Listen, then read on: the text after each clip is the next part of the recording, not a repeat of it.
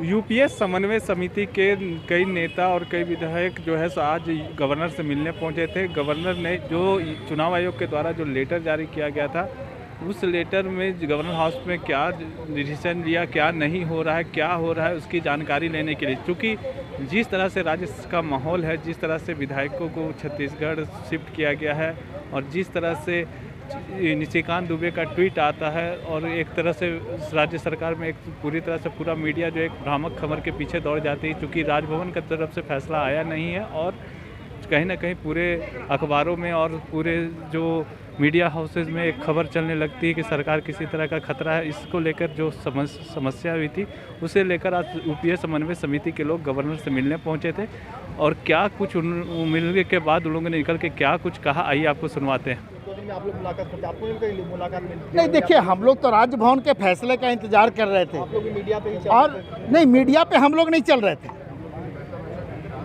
Media जो सूत्र था मीडिया का, उस सूत्र को हम लोगों ने जानने का काम किया। विधायक भी अपने शिफ्ट कर दिए राजभवन। नहीं, विधायक को शिफ्ट करने के पीछे जो कारण था मैं स्पष्ट कर देता हूँ।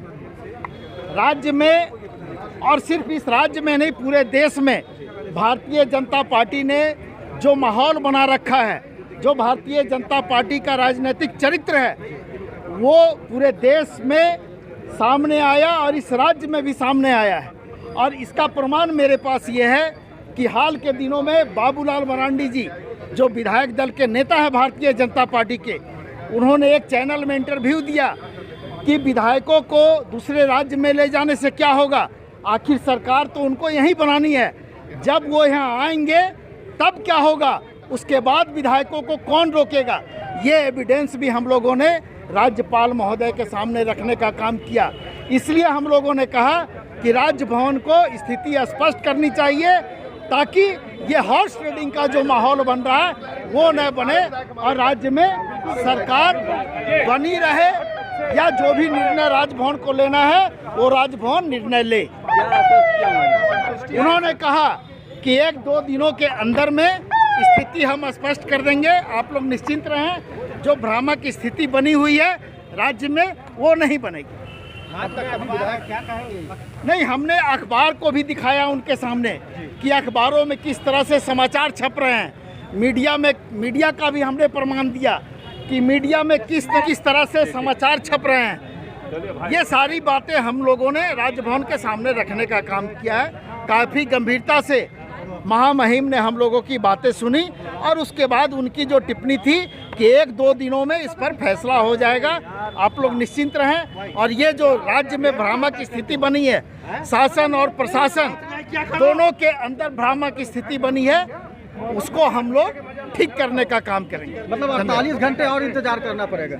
अब तो ये राजभवन और महामहिम के ऊपर निर्भर करता है, लेकिन हम लोगों से जो उन्होंने बात कही वो हम लोग आपके सामने रख रहे हैं और हमको लगता है कि महामहिम के द्वारा जो बातें कही गई है वो बातें राजभवन के द्वारा पूरी की जाए। अच्छा, कानून विशेषज्ञों से क्या राय लेंगे राज्यपाल? नहीं, ये तो राज्यपाल महोदय जानेंगे। उस पत्र में क्या है, आप लोग लेंगे क्या कानूनी सलाह? उस पत्र में क्या है तो ये राजभवन ही जानता है, राज्यपाल महोदय जानते हैं। हम लोग को तो ना पत्र मिला है ना हम पत्र के बारे में जानते हैं। डिसीजन के बाद विधायक आए हो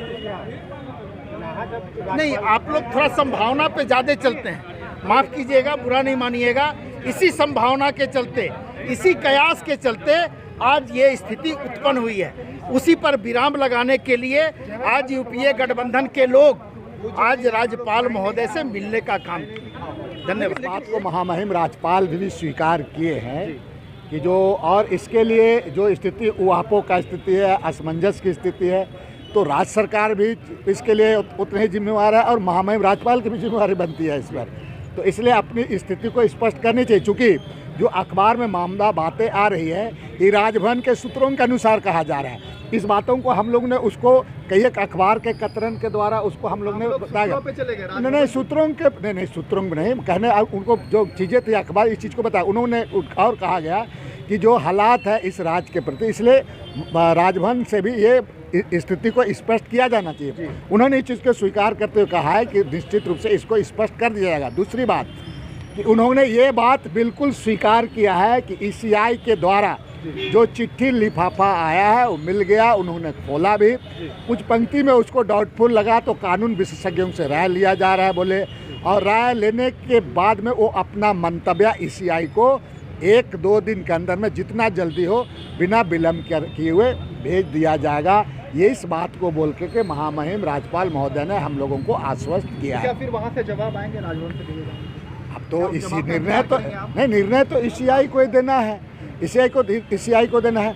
नहीं, ऐसे परिस्थिति में देखें, चूँकि सरकार चलती है आपका आंकड़ा से, सरकार इन सब तमाम चीज़ों में ध्यान नहीं देते हुए सरकार को अपने काम में लगना चाहिए, क्योंकि सरकार बिल्कुल 5 साल तक चलेगी, बहुमत में है। विधायक शिफ्ट कर दिए छत्तीसगढ़ में शिफ्ट किया गया था, इस पर भी कुछ चीज़ें, जब यहाँ मामला जिस तरह से भारतीय जनता पार्टी के लोग जो राजनीतिक वातावरण को दूषित पूरा किया गया, उनके द्वारा किया गया, ऐसी परिस्थिति में ये एक रणनीति के तहत ये आपको उनको हम लोग यहाँ से लोग हमारे वहाँ गए हैं एक रणनीति के तहत, क्योंकि राजनीति में ऐसा परिस्थिति में निश्चित रूप से कुछ ना कुछ चीज़ों पर विचार विमर्श माननीय लोगों को करने की आवश्यकता होता है, इसलिए एक रणनीति के तहत किया गया है। बिल्कुल ये